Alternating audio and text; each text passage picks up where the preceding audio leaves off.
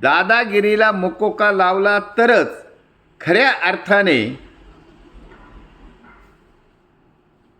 कायद्याचे राज्य आणण्याचा रामबाण औषध सोशल गुन्हेगारावर रोगावर कारणीभूत होईल। त्यासाठी या सैनिक समाज पार्टीने हे जाहीर केलं आहे की महाराष्ट्रातील प्रत्येक जिल्ह्यातील पोलीस अधीक्षकांनी IPS ऑफिसर अंजना कृष्णा हिच्या कायदेशीर कामाला आधार देण्यासाठी राजकीय नेत्याच्या संपर्क कार्यालयात जमा होणाऱ्या गुन्हेगारी प्रवृत्तीच्या कार्यकर्त्यावर आणि त्या नेत्यावर मग कोणीही आमदार खासदार मंत्री नगरसेवक असला तरी मोकोका लावलाच पाहिजे।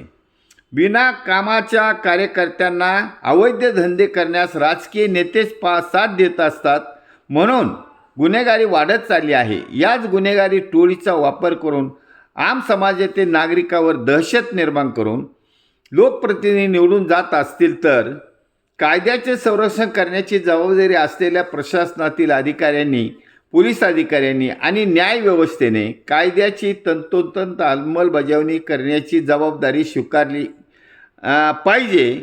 लोकशाही टिकून राहू तरच लोकशाही टिकून राहू शकते, अदरवाईज देर इज नो गुंजाईश नाही आणि ही डिफिकल्टी चालूच राहणार आहे।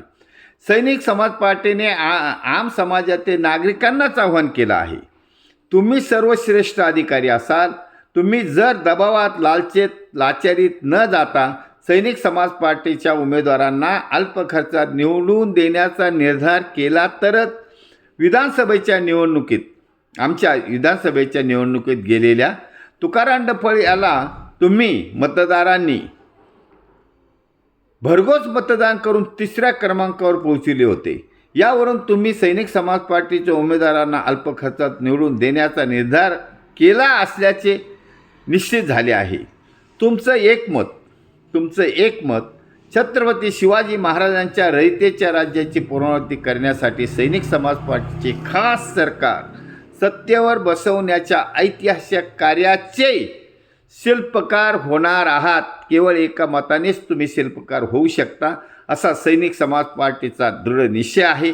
त्यामुळे आम समाजातील नागरिकांनी सर्व सत्ता हातात घ्यावी आणि या लोकशाहीचं रक्षण करावं। लोकशाहीचं तसेच राज्यघटनेचं आणि आपल्या जन्मसिद्ध अधिकाराचं रक्षण करावा असं आवाहन करण्यात येत आहे। धन्यवाद। भारत वर्ष की जय, छत्रपती शिवाजी महाराज की जय। सैनिक समाज पार्टीचा विजय असो।